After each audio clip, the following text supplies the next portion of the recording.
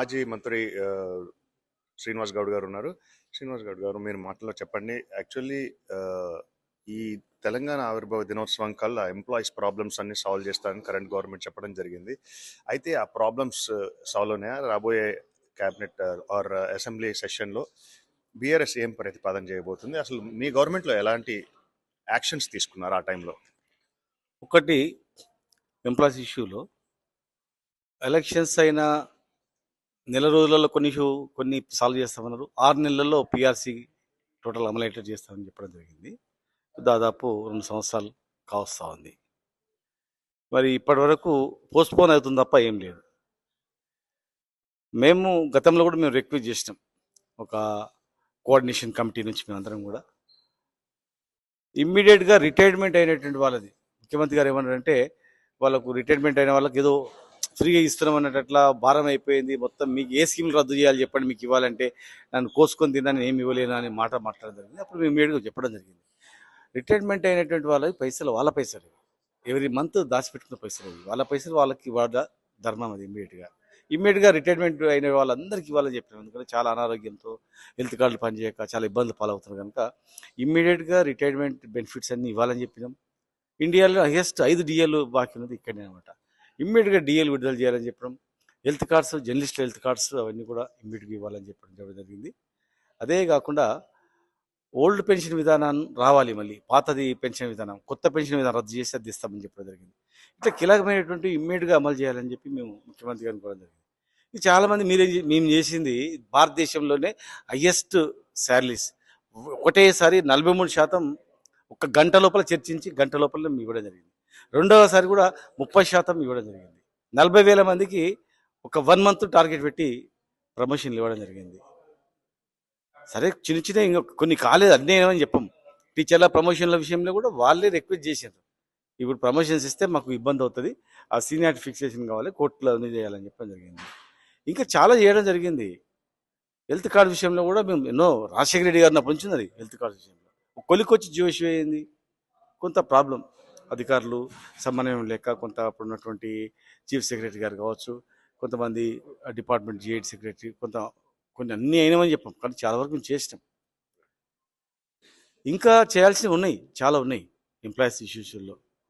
కనుక అన్నిటికన్నా ముఖ్యంగా నిరుద్యోగులకు 95% గ్రూప్ 1లో ఓపెన్ కేటగిరీ ఉండే, అప్పుడు ఆంధ్రప్రదేశ్ ఓపెన్ కేటగిరీ పెడితే ఆంధ్రప్రదేశ్ వాళ్ళందరూ వచ్చి జాబ్ చేసేయడానికి అవకాశం ఉండే, కొట్లాడాలి మళ్ళీ స్టార్ట్ అవుతుంది. 95% లోకల్స్కే ఇవ్వాలని చెప్పి ప్రతిపాదన ఉద్యోగ సంఘాలది. 95% జిల్లా పోస్టులు 95% ఆ జిల్లాలకు ఇచ్చేది కూడా మేము చేసినటువంటిది. 1,40,35,000 ఉద్యోగాల భర్తీ కూడా మేము కృషి చేయడం జరిగింది.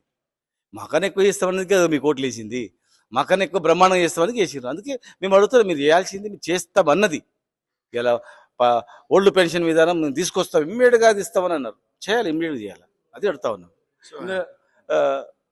అదే ఇప్పుడు ఇదే ఎంప్లాయీస్ సిచ్యువేషన్ని మీరు ఆల్రెడీ నెక్స్ట్ అసెంబ్లీలో కూడా ప్రస్తావించబోతున్నారు. అయితే ఈ ఫర్దర్ ఇంకెలాంటి ఇష్యూస్ని మీరు రైజ్ చేయబోతున్నారు? ముఖ్యంగా మాది రైతులు, ప్రతి ఉద్యోగి కానీ ప్రతి వ్యక్తి కానీ రైతుకు అనుసంధానం ఉంటాడంట. కనుక రైతు బంధు వెంటనే అందరికి వచ్చేటట్లు అమలు చేయాలి. మీరు ఏదైతే అమలు ఇచ్చిందో కౌలు రైతులకు ఇస్తామన్నారు, కౌలు రైతులకు కూడా ఇమ్మీడియట్గా ఇవ్వాలి. రైతు బంధు మీరు పెంచుతామన్నా 14,000 రూపాయలు ఇమ్మీడియట్గా ఇచ్చేసేయాలి. రైతు కూలీలకు ఇస్తామన్నారు, ప్రతి కూలికి రైతు కూలీలకు ఇవ్వాలా. ముఖ్యంగా ఇంకా బడుగు బలహీన వర్గాలకు సంబంధించినటువంటి స్కీమ్స్ చాలా ఉన్నాయి. గొర్రెలు ఇస్తామన్నారు, డబ్బులు డైరెక్ట్ గొర్రెల పైసలు డబ్బులు ఇస్తామన్నారు. చేప పిల్లలు, వర్షాలు వస్తున్నాయి, చేప పిల్లలు గతి లేదు. మరి ఇంకా చాలా ఇష్యూస్ ఉన్నాయి. కుల వృత్తులను పునరుద్ధరణ చేయాల్సిన అవసరం ఉంది. బీసీలకు, ఎస్సీలకు, ఎస్టీలకు, ఓసీలో ఉన్నటువంటి పేదలకు ఆదుకోవాల్సిన అవసరం ఉంది. ప్రతి మహిళకు సైకిల్ కొనిస్తామన్నారు స్టూడెంట్స్కు, అది లేదు. ప్రతి మహిళకు 2,500 పెన్షన్ ఇస్తామన్నారు, అది లేదు. కనుక ఇవన్నీ అమలు చేయాలి. ఇచ్చిన మాట, మీకు ఓట్లు ఎందుకు వేసిండ్రు, మరి ఆ ఓట్లు వేసి ఇప్పించుకున్న తర్వాత ఇప్పుడు మా చేత కాదంటే ఎట్లా, డబ్బులు సరిపోతాయని విలేకరులు అన్నప్పుడు డబ్బులు మస్తున్నాయి మాకు తెలుసు, మేము పరిపాలించే సత్తా మాకుంది, డబ్బులు ఎక్కడి నుంచి వాళ్ళు కూడా మాకు తెలుసు అని అన్నారు. అప్పుడోలాగా ఇప్పుడోలాగా మాట్లాడడం తప్పు కదా. కనుక ఖచ్చితంగా ఇచ్చినటువన్నీ కూడా క్యాబినెట్లో చర్చించి ఇమ్మీడియట్గా ఆవిర్భావ దినోత్సవం సందర్భంగానే అమలు చేస్తామనుకున్నారు, చేయలేకపోయారు. కనీసం ఇప్పుడన్నా చేయాలా గ్యారంటీగా. మేము కానీ ఆ రోజు పనిచేసిన వాళ్ళు, స్వామి గౌడ్ గారు, మేము, దేవిప్రసాద్ గారు, ముట్టెల్ గారు, మేమందరం కూడా చేసినాం. చివరిలో కొన్ని ప్రాబ్లమ్స్ సాల్వ్ కాలేదు, కానందుకే కదా మీరు చేస్తామనేందుకే కదా ఇచ్చింది. సో ఇప్పుడు యాక్చువల్లీ కాంగ్రెస్ గవర్నమెంట్ ఏమంటుందంటే రేవంత్ రెడ్డి అనేది ఏంటంటే బీఆర్ఎస్ మొత్తం ఖజానా ఖాళీ చేసి వెళ్ళిపోయినారు, అప్పులు మిగిల్చారు, మాకు పైసలు పట్టట్లే అని ఆల్రెడీ వాళ్ళు పబ్లిక్ గానే చెప్పడం జరిగింది. సో నిజంగానే బీఆర్ఎస్ మొత్తం ఖజానా ఖాళీ చేసి అప్పులు మిగిల్చారంట, మీరేమంటారు? తప్పండి. పార్లమెంట్ సాక్షిగా ఇది 24వ రాష్ట్రం అప్పులలో అని అన్నారు. మనకన్నా ఎక్కువ హైయెస్ట్ అప్పులు తీసుకున్న 23 రాష్ట్రాలు ఉన్నాయి. వాళ్ళకి లేని ఇబ్బంది ఇప్పుడు ఈ రాష్ట్రానికి ఉంటుంది. అన్నిటికన్నా నెంబర్ 1 స్థానంలో ఉంది అనుకో. మీరు అన్నట్లు ఇగో రాష్ట్రం దేశంలో నెంబర్ 1 స్థానంలో అప్పులు తీసుకున్న దాంట్లో నెంబర్ 1 ఉంది, మేము తేలేకపోతున్నామని చెప్తే అది వేరు. ఆ రోజు అప్పులు ఉన్నాయి, ఇన్ని హామీలు ఇస్తున్నారు, ఎట్లా చేస్తారు అంటే హామీలకు సరిపోయే పైసలు ఉన్నాయి, లెక్కలు ఉన్నాయి, లెక్క చూసుకొని మేము చెప్తున్నాం, ఉట్టి చెప్తలేము అని అన్నారు. బట్టి విక్రమార్క గారు కూడా అన్నారు.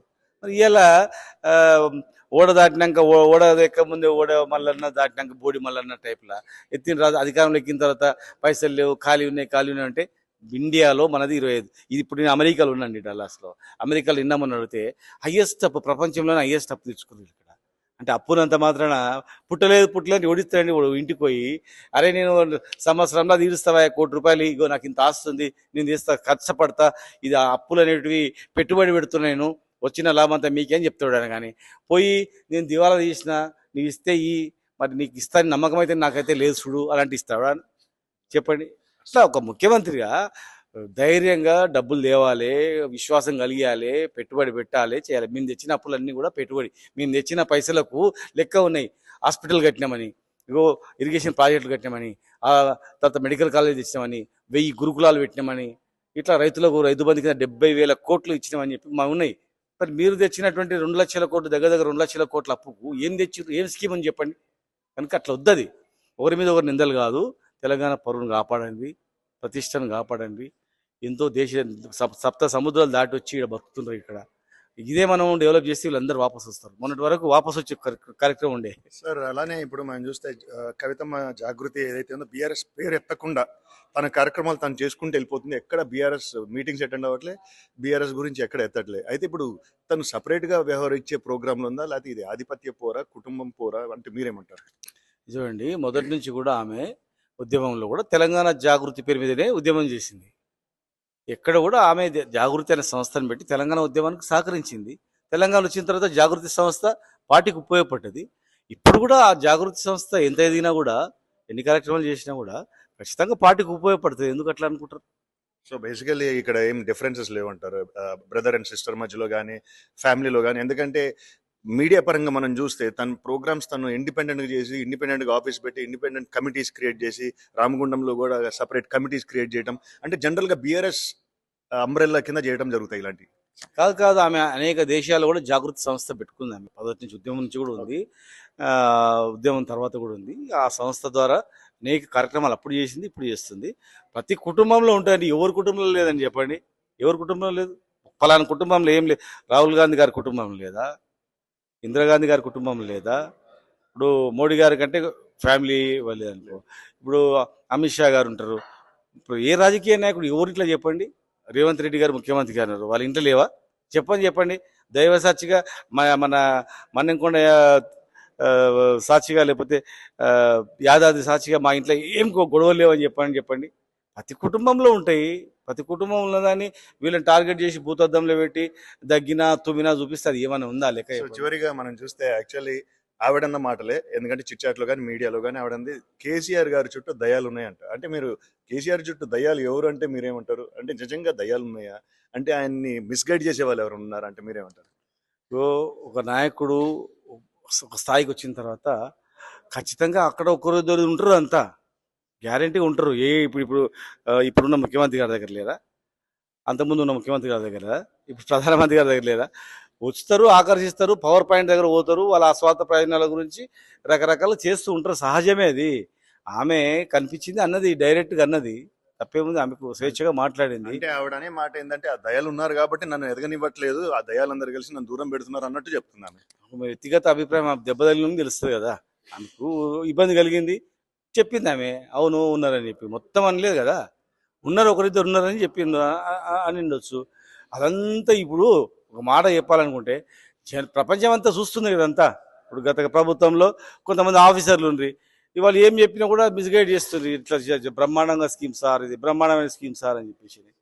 ఇప్పుడు మేము ఇంటర్వ్యూలో తిట్టుకుంటూ అరే వీడు దరిద్రుడు వచ్చి ఏదైనా ఖరాబ్ చేస్తున్నారు అవి అంతా అని అనుకుంటాం, చెప్పలేకపోతాము.